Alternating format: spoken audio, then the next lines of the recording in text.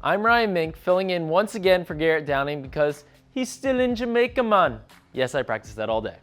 Now on a more somber note, the Ravens parted ways with two veteran defenders today, releasing inside linebacker Daryl Smith and informing defensive end Canty that they will not be picking up his option for next season.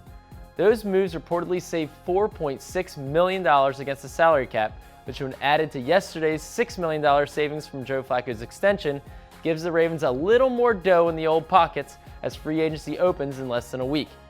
Yeah, the two 33-year-olds aren't the same players they were when they first signed with the Ravens 3 years ago. Smith had trouble in coverage last season, and Canty has been hampered by injuries. A very important part of every front office's job is to evaluate when it's time to move on from an expensive veteran on the back nine of their career. The Ravens have done it many times before over the years, and generally they've been spot on. I'm not going to name names.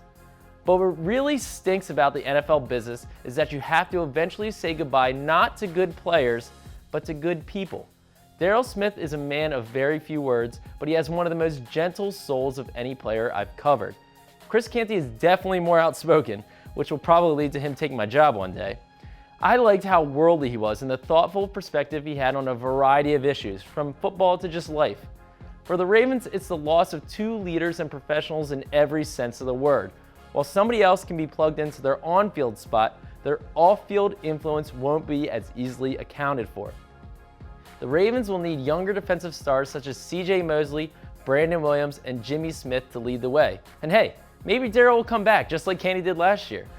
Speaking of a bunch of true professionals, the Marching Ravens are holding auditions in just under a month, April 2nd at M&T Bank Stadium.